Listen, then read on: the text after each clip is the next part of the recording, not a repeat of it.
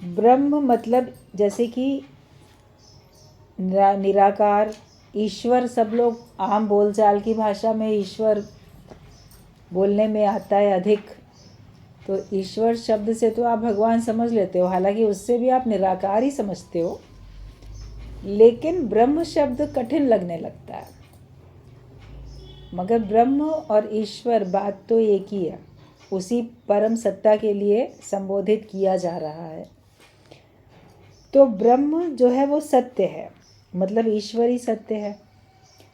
और ज्ञान आनंद स्वरूप और अनंत स्वरूप है। जो भगवान है वो सत्य है और वही ज्ञान है, वही आनंद स्वरूप है और वो अनंत स्वरूप है, उसका कोई अंत नहीं है। हर एक का अंत होता है, लेकिन भगवान का कभी कोई अंत नहीं होता।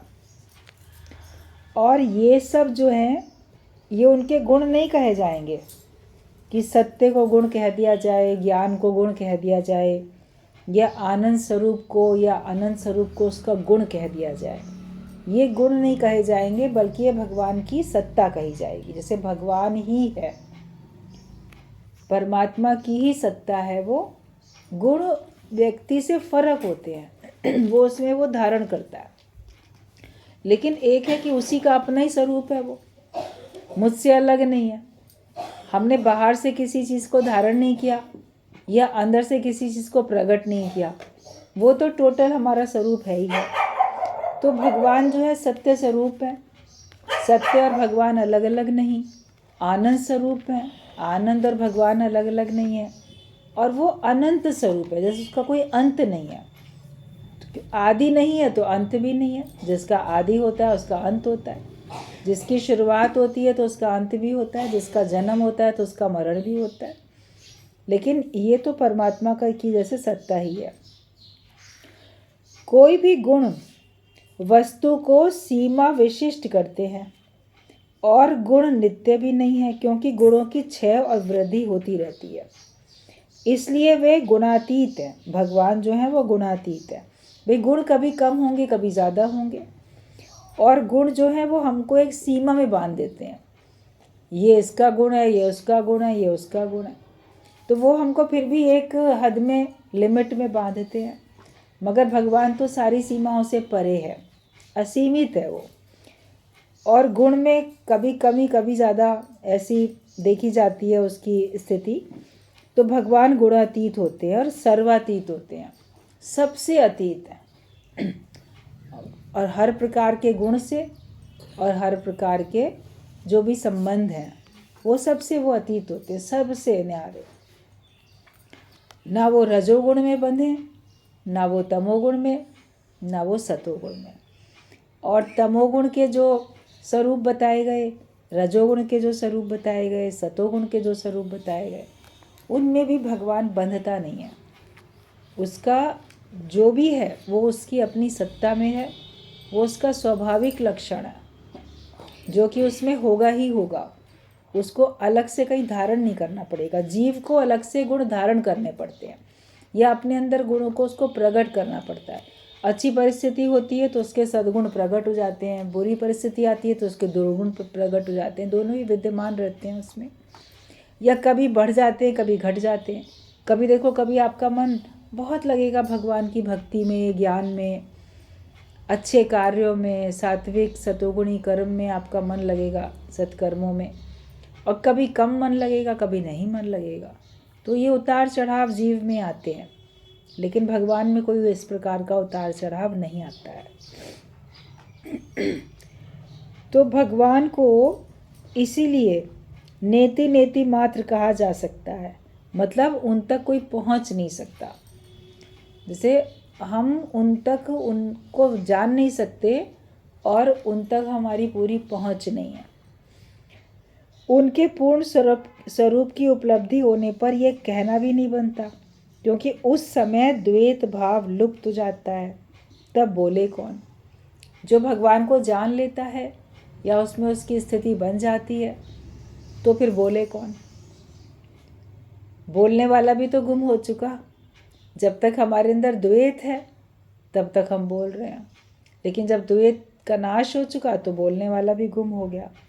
तो इसलिए जब उनके पूर्ण स्वरूप की उपलब्धि भी हो जाती है तो उसके बाद कुछ बोलना भी नहीं पड़ता। साधो चुप का है संसारा, सब चुप ही चुप में आ जाते हैं। फिर मौन आ जाती है। घड़ा अधूरा है, आधा भरा है तो उसमें पानी भर रहे हैं तो कुछ आवाज़ है, पूरा भर गया ऊपर तक लबालब, फिर उसमें कोई आवाज़ नहीं होती, वो चुपचाप बाहर की तरफ उसका पानी बहते जाता है, मगर घड़े के अंदर अपनी कोई आवाज़ नहीं होती है। बाहर से पानी के बहने की आवाज़ आपको अलग से सुनाई दे सकती है या आँख से देख सकते हो, मगर फिर घड़े में कोई आवाज़ नहीं होती है। तो जब हमारा द्वैत खत्म हुआ तो फिर हमें बोलने की भी आवश्यकता नहीं है कि कौन बोले, किंतु साकार रूप में वे अनंत गुणों के आधार, जब वो निराकार में है तब उनकी ऐसी स्थिति है। लेकिन जब वो साकार रूप धारण करके भगवान अपने भक्तों के कल्याण के लिए प्रकट होते हैं धरती पे, युगों युगों में हर युग में प्रकट होते हैं। सतयुग में भी आए तो त्रेता युग में भी आए तो द्वापर में भी आए तो कलयुग में भी संतों के रूप में आते हैं। और जैसा शास्त्रों में लिखा है कि कलयुग में भी एक विशेष नेह कलंकी अवतार के रूप में भगवान अवतरित होंगे। तो जब अवतार धरती पे अवतरित होता है तब वो अनंत गुणों की खान होता है। ये नहीं कि उसमें कोई गुण होएंगे ही नहीं, उसमें समस्त गुण होते हैं। फिर कि साकार रूप में वे अनंत गुणों के आधार है, सारे गुणों को वो आधार देके बैठे हुए हैं। ब्रह्म यदि एक मेवाद्वितीयम हो तो फिर उसमें माया कहाँ से आई और क्यों आई? कि ब्रह्म यदि एक ही है और उसमें द्वैत नहीं है तो फिर उसमें माया फिर कैसे आएगी? तो माया हमें साकार में दिखती है, बाकी निराकार में तो कोई माया भी नहीं है। ये प्रश्न पूछने से कोई लाभ नहीं है, क्योंकि प्रश्न का उत्तर माया के भीतर से कभी भी नहीं दिया जा सकता। आप खुद माया में शरीर धारण करके अपने को देह मान के बैठे हो और इसलिए आपको उस प्रश्न का पूरा उत्तर मिल भी नहीं सकता है। और माया के बाहर चले जाते हैं तब इस प्रश्न को करेगा ही कौन? हम खुद माया में अपने को जानते हैं तो हम प्रश्न करते हैं कि भगवान यदि एक ब्रह्म है तो फिर माया कहाँ से आ गई? तो पूछने वाला कौन है? पूछने वाला भी अपने को मायावी वाला शरीर ही मान के बैठा हुआ है। तो उसको कितना भी जवाब दिया जाएगा वो पूरी तरह उससे आश्वस्त नहीं हो सकता। उसके अंदर प्रमाण पाने की चाह, अनुभव करने की चाह, सब कुछ ना कुछ रहेगी। तो बहुत सारी बातों को हम प्रमाणित नहीं कर सकते, देख नहीं सकते आँख से, और उसको हम महसूस कर सकते हैं, अनुभव कर सकते हैं। लेकिन जब अनुभव करोगे तो अनुभव करने वाला फिर गुम हो जाएगा तो भी पूछने की कोई बात नहीं रह जाती है। कहते चखा जिसने वही जाने। जिसने अनुभव कर लिया वो जान पाता है, लेकिन वो पूरी तरह से एकदम ज्यों का त्यों अपनी वाणी से वर्णन वो कर नहीं सकता है। तो अगर आप माया से अलग हट के प्रश्न करते हो तो प्रश्न करने के लिए आपको कुछ शब्द ही नहीं रहेंगे। अब क्या प्रश्न करें? अब कोई प्रश्न करने का आपके पास साधन ही नहीं रहा, कोई आवश्यकता ही नहीं रही आपको प्रश्न करने की। क्योंकि प्रश्नकर्ता जो था जब वो माया में है तभी उसके अंदर में सारा संसार और सब देह संबंध जानना सब है।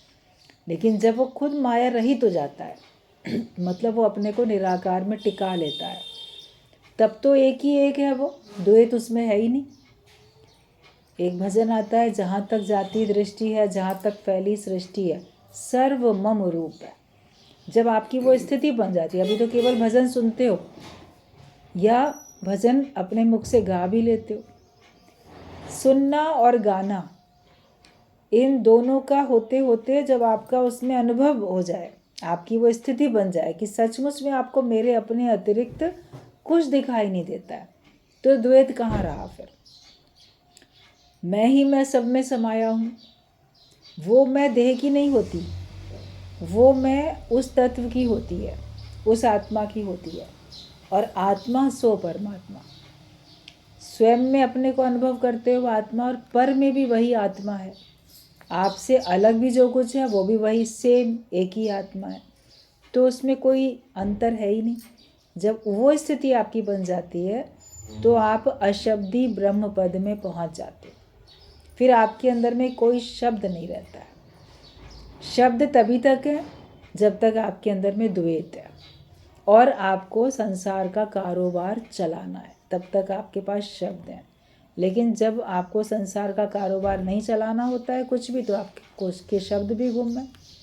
शब्द दूसरे को सुनाने के लिए तो हैं, उससे कोई काम लेने के लिए तो हैं, या उसको कुछ बताने के लिए तो हैं।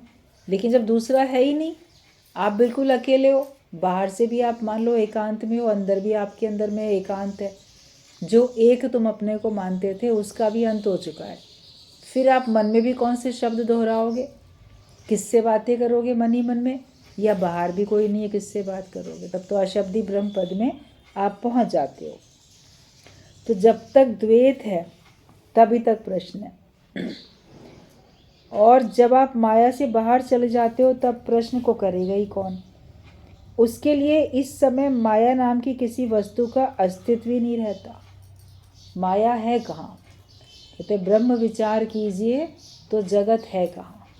जब आप ब्रह्माकार वृत्ति में आ चुके हो तो तुम्हारे पास माया है ही नहीं। माया तो गुम है ही भगवान। जिसको अभी तक हम माया कहते थे, जिस माया में व्यवहार करते थे, जिस माया से हम बचते थे, छुटकारा पाना चाहते थे, अब वो भाव गुम हो चुका है। अब वो माया बची ही नहीं हमारे लिए। अब जहाँ तहाँ ब्रह्म ही ब्रह्म है, ब्रह्म ही ब्रह्म हर जगह समाया, जिससे बिना कुछ नज़र ना आया। चारों तरफ वही है, साकार तू है, निराकार तू है, जिधर देखती हूँ उधर तू ही तू है, बस तू ही तू है। तो तू बोलने में आपकी मैं गुम हो चुकी है, तब आप तू बोल पा रहे हो। कभी आप मैं ही मैं हूँ बोल रहे हो, उसमें भी आपकी तू गुम हो चुकी है, द्वैत खत्म हो चुका है। तब फिर आप देखोगे कि माया है ही नहीं। माया है कहाँ? आप सत्य किए सब सत्य। गुरु नानक देव की वाणी में भी ये बात बताई जाती है। पहले तो दूसरा समझ के उसको छोड़ना है, उससे हटना है, उससे बचना है। जगत मिथ्या है, मिथ्या का त्याग करो, ये सब मिथ्या है, सब कूड़, राजा कूड़, प्रजा सब कूड़ कूड़ बता दिया, मतलब कि झूठ है, सब झूठ है, सब मिथ्या है। लेकिन फिर जब सत्य हो गया, मैं वो सत्य स्वरूप हूँ, तो मेरे लिए सारा ही कुछ सत्य स्वरूप है। ये थोड़ी है कि एक आकार में मैं सत्य हूँ, बाकी सब जो है वो झूठ है। आप सत्य किए सब सत्य। जब आप स्वयं सत्य स्वरूप में टिक जाते हो तो सत्य के अलावा आपके सामने कुछ और रहता ही नहीं। फिर कोई माया ही नहीं बची, तो द्वैत का तो नाश हो ही चुका। तो माया नाम की किसी वस्तु का फिर अस्तित्व ही नहीं रहता।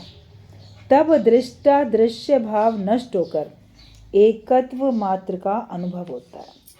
द्वैत खत्म हो जाता है, त्रिपुटी खत्म हो जाती है, केवल एक ही एक तब रह जाता है। अर्थात वो उस समय अनुभव करता है कि एकमात्र ब्रह्म ही तीनों कालों में, मतलब भूतकाल, भविष्य काल, वर्तमान काल में समभाव से, स्वरूप से में प्रतिष्ठित है। उन्हें माया ने कभी भी स्पर्श नहीं किया। माया ने कभी भी हमको छुआ तक नहीं है, स्पर्श तक नहीं किया है। उस ब्रह्म को कभी माया स्पर्श कर ही नहीं सकी है। तीनों कालों में वो सत्य ही सत्य है। और द्वैत बोध ब्रह्म मात्र ही है, और मैं वही ब्रह्म हूँ। द्वैत जो है वो केवल ब्रह्म मात्र है, और मैं केवल वो ब्रह्म स्वरूप हूँ। ये जो पॉइंट्स पढ़े जा रहे हैं ये परमार्थ प्रसंग से हैं कि आप परमार्थ में टिक जाओ। एक संसार है, आपका व्यवहार होता है, आप इस लोक में रहते हो। एक है कि आपको सत्य लोक में, उस परलोक में, सत्य लोक में, तो आप परमार्थ की तरफ जब चलते हो, स्वार्थ का नाता खत्म हो चुका और आप परमात्मा की तरफ चले, तो वो परमार्थ का रास्ता है। तो जो वास्तव में भगवान को पाना चाहता है, वास्तव में आवागमन के चक्कर से छूटना चाहता है, मुक्त होना चाहता है, उसको अपनी स्थिति कैसी बनानी है, मंजिल तुम्हारी क्या है, उस मंजिल को दिखाया तो जाएगा, उस मंजिल के बारे में समझाया भी जाएगा, बताया भी जाएगा, उसका वर्णन भी होगा, और चाह भी उत्पन्न तुम्हें करनी पड़ेगी कि मुझे भी उस स्थिति में अपने को टिका लेना। तो ये चीज़ें बिल्कुल शुद्ध यथार्थ ज्ञान की हैं। अब इसमें कई बार सब लोग को कठिन लगेगा, बोरियत भी लगेगी, कठिन भी लगेगा, मगर मंजिल तो यही है ना। हम कब तक मनोरंजन करते रहेंगे? हम कब तक दुनिया को सत्य समझ के या अपने को सत्य जान के हम इस सब खेल में अटकते रहेंगे? अगर जिसके लिए ये सब संसार सच दिखता है तो उसके लिए दुख सुख भी सच दिखता है, उसके लिए फिर आवागमन का चक्कर भी है। लेकिन जो केवल एक भगवान को सच मान लेता है और अपने को सत्य में, परम सत्य में टिका लेता है, उसका आवागमन का चक्कर छूट जाता है। वो ये जानता है कि जो कुछ मुझे अपनी आँखों से दिखाई देता है वो सब इस जन्म का एक नाटक मात्र है। किसी नाटक में, किसी पिक्चर में कोई एक्टिंग करता है, नाटक में कोई एक्टिंग करता है, वो जानता है कि ये नाटक है और मैं इसमें बड़ी रियल एक्टिंग कर रहा हूँ। रियल एक्टिंग के इनाम भी मिल जाते हैं, लेकिन वो एक्टिंग करते समय भी सुजाग रहता है कि मैं फलाना एक्टर हूँ। गुरु हमें सुजाग कर देता है कि तुम जो ये माया का खेल खेलते हुए दिख भी रहे हो, अब उसको उस समय तो एक्टिंग करने में तो सच करके ही करोगे ना। उनकी इतनी सच्ची एक्टिंग देख के आप भी प्रभावित हो जाते हो। उन पात्रों के अभिनय को देख के आप उनके दुख में दुखी, उनके सुख में सुखी हो जाते हो। देखकर इतना मालूम भी है सब नाटक है तो भी तो असर पड़ जाता है ना। तो सत्य समझ के ही मान लो आप करते हो, लेकिन अंदर तो सुजाग रहो कि ये सब मेरे लिए एक नाटक है और इस जन्म में मुझे इनसे लेन देन पूरा करना है, नया कर्म नहीं बनाना है, और मुझे इन सब बातों से छूट के उस अपने परम सत्य में टिक जाना है। उस परमेश्वर से मुझे अपना योग लगा लेना है।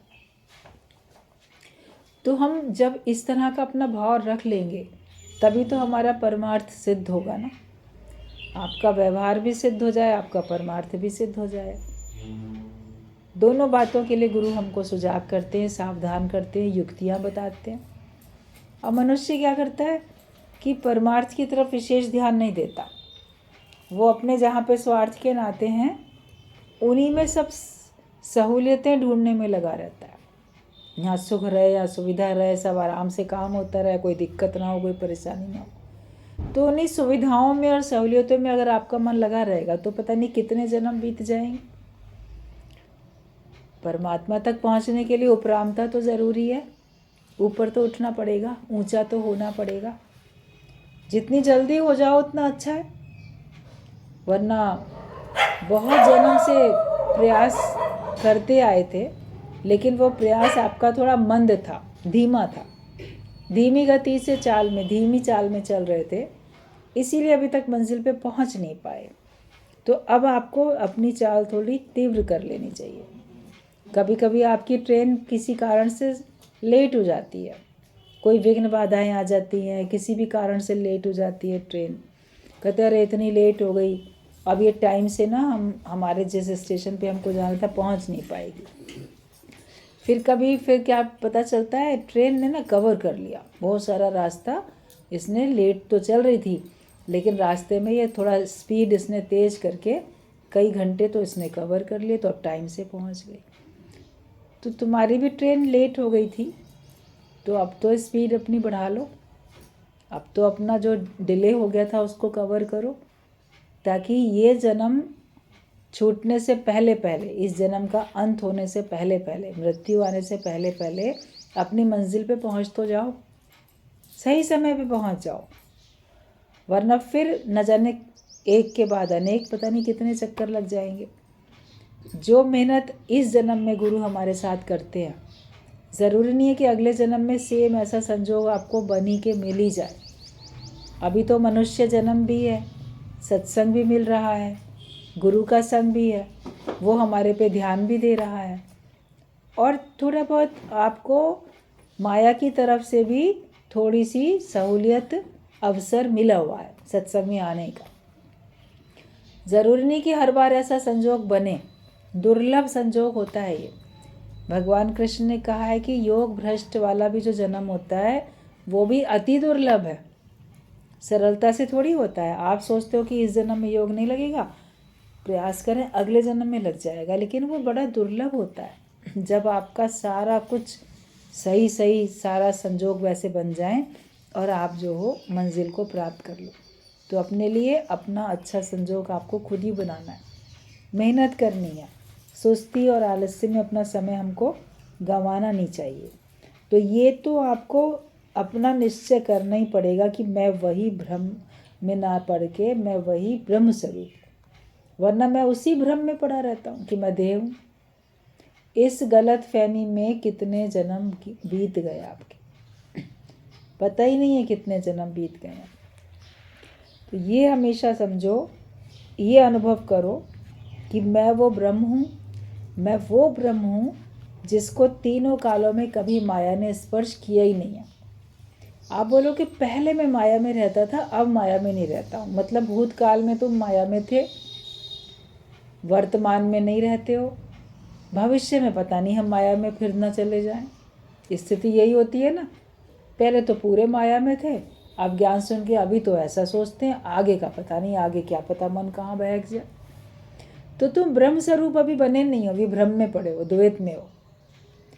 तुम जब उस स्थिति में आ जाओ ब्रह्म भाव में कि तीनों कालों में मुझे माया ने कभी छुआ ही नहीं, जब ये अंदर में निश्चय हो जाए कि मैं कभी भी अज्ञानी था ही नहीं, मैं कभी भी माया में गया ही नहीं, मुझ आत्मा में माया है ही नहीं, मुझ ब्रह्म स्वरूप में माया है ही नहीं, ना पहले थी, ना अभी है, ना आगे होगी, वो मैं हूँ।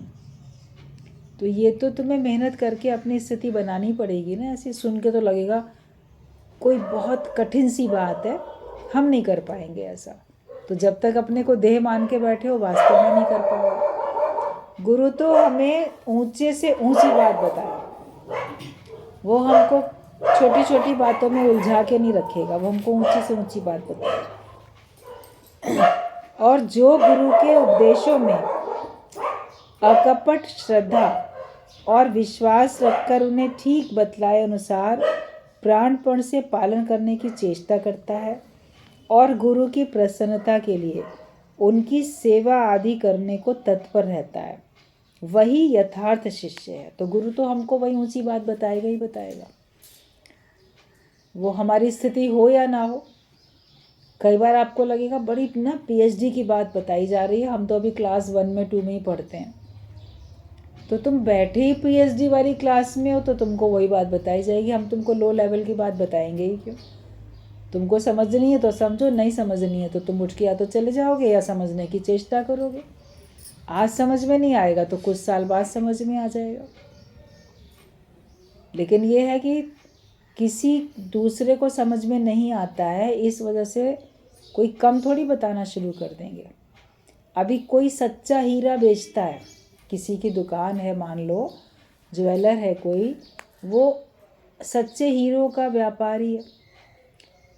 अब वो सोचे कि सभी लोग सच्चा हीरा खरीदने की ना हैसियत नहीं रखते, सभी लोग सच्चा हीरा नहीं खरीद पाते हैं, उनके पास इतना दाम नहीं है, तो क्यों ना सबको फ़ायदा पहुंचाने के लिए कुछ मैं थोड़ा आर्टिफिशियल भी रख लूँ, एडी रख लूँ, आर्टिफिशियल डायमंड्स रख लूँ, कोई और नकली हीरे रख लूँ। अगर मान लो उसने ऐसा किया तो उसके असली हीरो को कोई खरीदेगा? उसके असली हीरो पे कोई विश्वास भी नहीं करेगा कि ये तो दोनों तरह की चीज़ बेचता है, हमें क्या पता।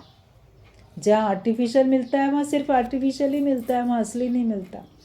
और जो असली सोने चांदी की, असली हीरे की दुकान होती है वहाँ पे फिर नकली नहीं मिलता।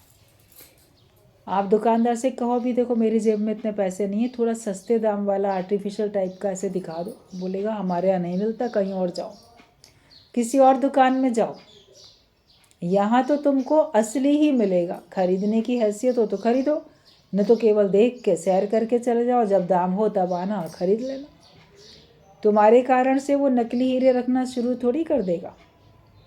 तुम मेरे बड़े मित्र हो, तुम बड़े अच्छे हो, थोड़ा मेरे पे कृपा करो, मैं गरीब हूँ, नकली रख लो, कभी नहीं रखेगा।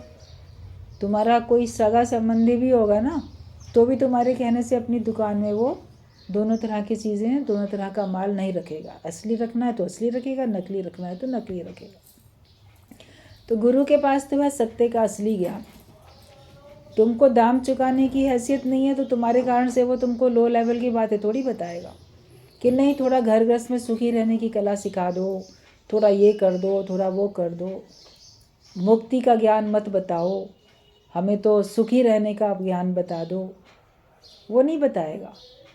वो तो बीच बीच में आपको निर्बंधन करने के लिए आपको थोड़ी सी युक्तियाँ देता है। जो घर गृहस्थ में एडजस्ट करने की अगर युक्तियाँ गुरु के द्वारा आपको मिलती भी हैं, वो क्यों मिलती हैं? तुम्हें घर गृहस्थ में फंसने के लिए थोड़ी मिलती हैं। उसका सहारा लेके तुम छूटो इसलिए मिलती हैं। युक्तियाँ होती हैं वो छूटने के लिए, तुम उन युक्तियों को पकड़ के बैठ जाते हो। गुरु ने कहा है ना, सबका ख्याल करके चलो, सबको देख के चलो, सबको ये करो, सबको वो करो, काम निपटा के आओ, वैसा करो वैसा करो। तुम वहीं पर ही सीमित हो गए हो। छूटने के लिए युक्तियाँ दी जाती हैं, फंसने के लिए युक्तियाँ नहीं दी जाती हैं। इसलिए आपको अगर मुक्त होना होगा तो ये ज्ञान कठिन से कठिन भी लगता होगा तो भी अच्छा लगेगा। फिर आपको सरल सरल बातें नहीं अच्छी लगेंगी। अगर उद्देश्य बनाया होगा कि हमें इसी जन्म में मुक्त होना है, तो गुरु तो हमको ऊंचे से ऊंची विद्या सिखाएगा, ऊंचे से ऊंचा ज्ञान वो हमको दे देगा। ये है कि वो हमको इतना लायक बनाता है। हम पहले बिल्कुल गरीब होते हैं कि हम दाम नहीं चुका सकते। गुरु हमको अपना सानिध्य देके इतना अमीर भी बनाता है कि हम ब्रह्म ज्ञान की फीस दे सकें, हम ज्ञानवान हो सकें। इसके लिए मैं क्या क्या त्याग कर सकता हूँ। आप रुपए पैसे का त्याग करोगे तब तो आपको कोई वस्तु मिलेगी, तो आप तन मन धन का त्याग करोगे तब तो आपको मिलेगा ब्रह्म ज्ञान। शीश दोगे तो ईश पाओगे। आपको गुरु इतना शक्तिशाली बनाता है, आप अपना जीवभाव दे सकते हो, शीश अपना आप अर्पण कर सकते हो। तो जो गुरु के उपदेशों में अकपट श्रद्धा, मतलब श्रद्धा एक होती है, एक होती कपट वाली श्रद्धा। ऊपर से दिखावा करते हैं, अरे हमारी तो आप में बड़ी श्रद्धा है, हम तो आपको बहुत अपना समझते हैं, और अंदर से आप आज्ञा मानो नहीं, अंदर से आप उसको सच मानो नहीं। दिखावे का आप ज्ञान, दिखावे की बातें, दिखावे की श्रद्धा, सब कुछ दिखावे का ही दुनिया में चल रहा है। तो जिसमें किसी प्रकार का कपट ना हो, मतलब भीतर बाहर एक होना चाहिए। तो जो गुरु के उपदेशों में अकपट श्रद्धा और विश्वास रखकर जो वचन सुनाए जाते हैं, उनमें पूरी श्रद्धा रखो, पूरा विश्वास कि इनको मानने से मेरा बेड़ा पार होगा, ये विश्वास, और पूरी श्रद्धा कि ये बिल्कुल सही है। ये नहीं हाँ बातें हैं कहने की, कहने को बहुत कुछ कह देते हैं मगर ये सच है थोड़ी, ऐसा होता थोड़ी है। अगर ये विचार रख के सुनते हो तो कपट वाली श्रद्धा है आपकी। लेकिन उपदेश में आपको जो भी कुछ प्रवचन मिलते हैं, जो सत्संग में सुनने को मिलता है, उसमें श्रद्धा होनी चाहिए जिसमें किसी प्रकार का कपट ना हो, और विश्वास रखकर उन्हें ठीक बतलाए अनुसार प्राणपण से पालन करने की चेष्टा करता है कि मैं अपने प्राणों की बाजी लगा दूंगा, लेकिन गुरु के वचनों के ऊपर मैं खरा उतरूंगा। जो मुझे बताया गया उसको मैं पूरी तरह से पालन करूंगा उसका, और गुरु की प्रसन्नता के लिए उनकी सेवा आदि करने को तत्पर रहता है। वही यथार्थ शिष्य है। वास्तव में वही शिष्य कहलाने के योग्य है जो गुरु की प्रसन्नता के लिए उनकी सेवा में लगता है। जो वचन गुरु हमसे कहते हैं उनको वो पालन करता है, उनको मानता है। वो ये जानता है कि आज अगर मुझे कोई सेवा दी गई है, आज कोई वचन कहा, मुझे आज ही मानना है। ये नहीं कि हम कल परसों कभी और मान लेंगे, आज तो ये काम है, आज तो वो काम है, हम बाद में कर लेंगे। तो वो आपने अभी अपनी सहूलियत से आप कार्य करते हो, लेकिन जिस क्षण जैसी आवश्यकता है, जो सेवा की आवश्यकता है, आप अपने पूरे प्राण न्यौछावर करके भी उसको पूरा कर सको, तो आप सच्चे शिष्य तभी कहलाओगे और ज्ञान को अपने जीवन में उतारे, तो वही यथार्थ शिष्य होता है। गुरु को कदापि साधारण मनुष्य नहीं समझना। उन्हें साक्षात ईश्वर समझकर सारे अंतःकरण पूर्वक प्रेम भक्ति करने से धर्म मार्ग में शीघ्रता पूर्वक उन्नति और सिद्धि प्राप्त होती है। आप गुरु को साधारण मनुष्य करके नहीं जानो। अगर साधारण मनुष्य करके जानोगे तो उनकी बातों को भी साधारण तरीके से ही लो, लेकिन जब आप उनमें पूरी श्रद्धा रखोगे तो आपको अपनी श्रद्धा का फल मिलेगा। तो उसको साधारण नहीं समझो, बल्कि साक्षात ईश्वर समझकर सारे अंतःकरण पूर्वक प्रेम भक्ति करने से, अपने पूरे मन बुद्धि चित्त अहंकार से, सारे अपने अंतःकरण से प्रेम और भक्ति करने से, और धर्म मार्ग में, ये नहीं कि कोई प्रेम भक्ति करे तो धर्म के काम में नहीं करे, धर्म का काम ना करे, धर्म के मार्ग में ना चले, बोले हमारा तो बड़ा प्रेम है, हमारी तो बड़ी भक्ति है, कर क्या रहा है, सकामी कर्मों में पड़ा है, अधर्म का कार्य करता है। ऐसे तो डाकू भी देवी की पूजा करके डाका डाल लेते हैं, बड़ी श्रद्धा है, बड़ी भक्ति है, काली देवी के पुजारी हैं, फलाने के पुजारी हैं, तो तुम काम तो अधर्म का करते हो। तो श्रद्धा भक्ति भी हो गुरु में, लेकिन कार्य भी फिर धर्म का होना चाहिए। धर्म मार्ग में शीघ्रता पूर्वक उन्नति और सिद्धि फिर प्राप्त हो जाती है। जब आप धर्म के कार्य में आगे बढ़ोगे, प्रेम और भक्ति रख के, भगवान समझ के, तो फिर आपकी उन्नति होगी और सिद्धि प्राप्त होगी। सतगुरु ही हृदय स्थित परम गुरु, मतलब इष्ट के साथ मिलन करा देते हैं। परम गुरु जो कहा गया है वो भगवान को कहा गया है। तो जो सतगुरु होते हैं, जो सत्य का मार्ग दिखा के, सत्य का उपदेश दे के सत्य पे चलाते हैं हमको, वो सतगुरु होते हैं। और यूँ तो गुरु दुनिया में बहुत है, तरह तरह के ज्ञान सिखाने वाले, लेकिन जो सतगुरु है, जो सत्य का उपदेश देता है, वो हमको फिर परम गुरु से, मतलब हमको हमारे इष्ट से, भगवान से मिला देता है। उनके भीतर से ही आध्यात्मिक धारा शिष्य में प्रवाहित होती है। एक आध्यात्म की धारा है, जैसे एक नदी की धारा, किसी झरने की धारा, कहीं से चट्टानों के भीतर से कहीं से निकलती है, और वो धारा बहती है, बह के वो पता नहीं कहाँ कहाँ चली जाती है।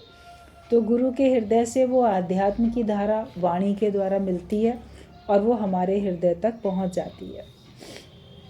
कि सतगुरु ही जो हैं वो आध्यात्मिक धारा शिष्य में प्रवाहित कर देते हैं।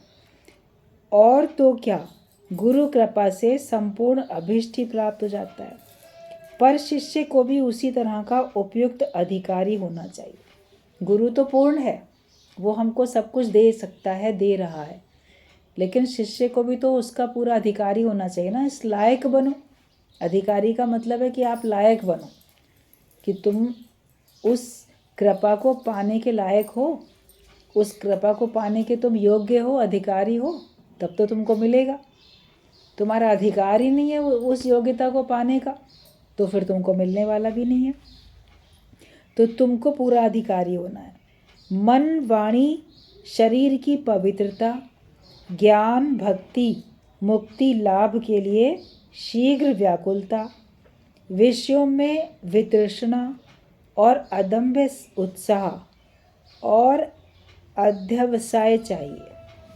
गुरु को भी शास्त्रों का मर्मज्ञ, पाप शून्य और ब्रह्मनिष्ठ होना उचित है। वे भोग इच्छा शून्य, निस्वार्थ, परहित व्रती हो, सब जीवों के प्रति उसकी दया और प्रेम समान हो। गुरु के अंदर क्या लक्षण होने चाहिए, तो शिष्य के अंदर में क्या लक्षण होने चाहिए। दोनों अपने अपने जगह पे परफेक्ट होने चाहिए, तब आपको मंजिल मिलती है। कहीं पे गुरु पूर्ण है तो शिष्य के अंदर कमियां हैं, कहीं शिष्य के अंदर सच्ची जिज्ञासा है तो उसको गुरु पूर्ण नहीं मिलता है। गुरु में कोई ना कोई लोभ लालच है, किसी प्रकार का कोई इच्छा कामना है, तो भी उस शिष्य का उससे भला नहीं हो पाता।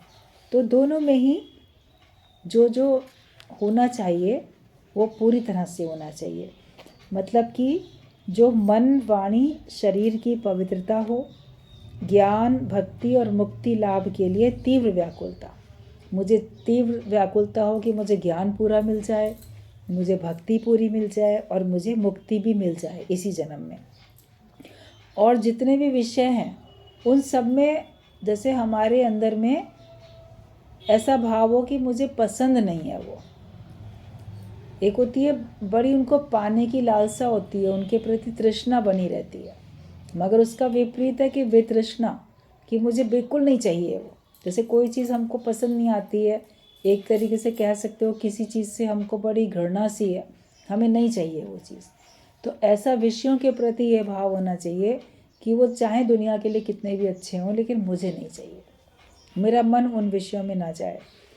और हमको इस परमार्थ के रास्ते पर चलने के लिए उत्साह होना चाहिए। उत्साह भी छोटा मोटा नहीं, बहुत ज़्यादा अदम्य, बहुत उत्साह हमारे पास हो, और हमारा साथ साथ जो ज्ञान हम सुनते हैं उसके ऊपर अपनी हम स्थिति भी बनाएं। तो ऐसा जो हम सुनेंगे उसके ऊपर हम स्थिति बनाएंगे, उसका मनन भी करेंगे, ये भाव होना चाहिए। शिष्य में तो ये सब होना चाहिए, मन वाणी शरीर की पवित्रता सब कुछ होना चाहिए। और गुरु को भी शास्त्रों का मर्म के, गुरु जो हो उसको पूरे शास्त्रों का ज्ञान भी हो, सही सही उसको समझ भी हो पूरी पूरी, और वो पाप शून्य हो, मतलब गुरु किसी प्रकार के पाप करने वाला ना हो। वरना तो कई प्रकार के मनुष्य कर्म करता है जो पाप के अंतर्गत आ जाते हैं, और वो कहीं लेक्चर भी करता हुआ दिख जाता है। तो पाप शून्य होना चाहिए और ब्रह्मनिष्ठ होना चाहिए। ब्रह्म की निष्ठा उसकी हो और दूसरे को निष्ठा करा सके। एक होता है ब्रह्मश्रोत्री, एक होता है ब्रह्मनिष्ठी।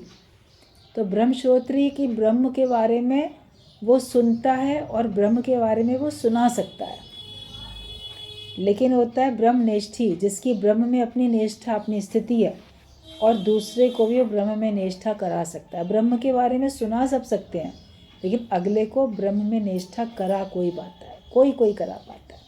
तो गुरु को ब्रह्मनिष्ठ होना चाहिए कि ब्रह्म में स्थिति हो उसकी, और दूसरे को भी ब्रह्म में वो स्थिति करा सके, तब वो गुरु है। और वे भोग इच्छा शून्य, उसके अंदर स्वयं किसी प्रकार का भोग भोगने की इच्छा नहीं होनी चाहिए, तभी वो गुरु है। अगर वो खुद किसी प्रकार का सुख दुख भोग रहा है या उसको इच्छा है कोई भोग भोगने की, तो फिर वो गुरु नहीं है। और गुरु को निस्वार्थ होना चाहिए, वो अपना स्वार्थ ना रखे। मेरा नाम होगा, मेरा यश होगा, मेरी कीर्ति होगी, मुझे कोई पदार्थ मिलेंगे, कुछ मान सम्मान मिलेगा, कोई धन मिलेगा, उसको किसी प्रकार का स्वार्थ नहीं होना चाहिए। निस्वार्थ हो और परहित व्रती हो, मतलब वो ऐसा व्रत लेके बैठा हो कि मुझे दूसरे का हित करना है, मुझे अपने लिए नहीं जीना, लेकिन मुझे सर्व के हित के लिए अपना जीवन देना है। वो उसके अंदर भाव होना चाहिए गुरु के अंदर में। और सब जीवों के प्रति उसकी दया और प्रेम समान हो। सभी जीवों के प्रति, जो भी जीव दिखाई देते हैं, चाहे वो मनुष्य हैं, चाहे वो पशु पक्षी हैं, पानी में रहने वाले हैं, कोई भी हैं, वो गुरु के अंदर में सभी जीवों के प्रति बराबर की दया होनी चाहिए। इसके लिए तो दया करते हैं, उसके प्रति कठोर हैं, इसको तो बड़ा प्रेम कर रहे हैं, दूसरे को दुत्कार रहे हैं, लेकिन उसका सबके प्रति समान भाव हो, वो सबके हित की सोच सके और सबके ऊपर वो दया कर सके, और प्रेम उसका सबके प्रति समान होना चाहिए, एक समान प्रेम होना चाहिए।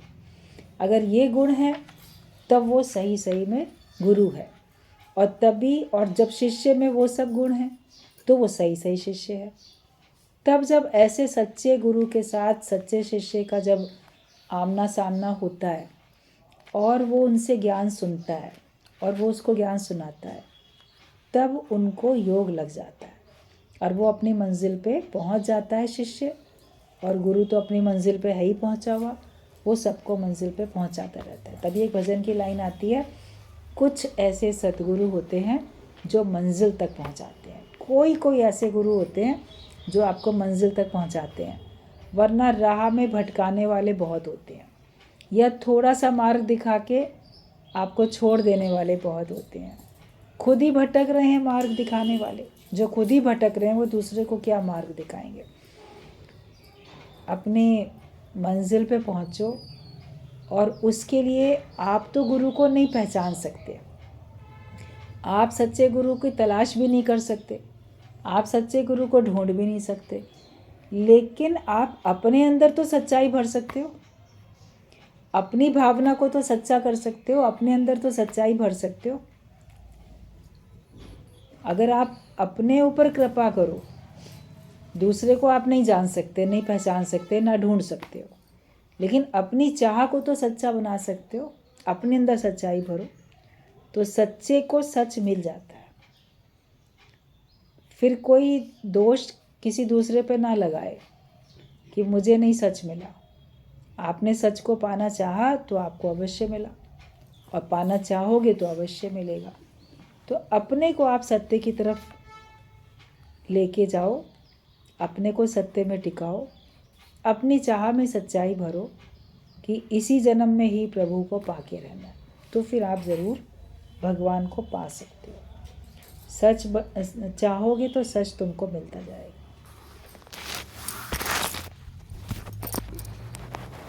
ठीक है, थोड़ा थोड़ा सुनो ताकि अंदर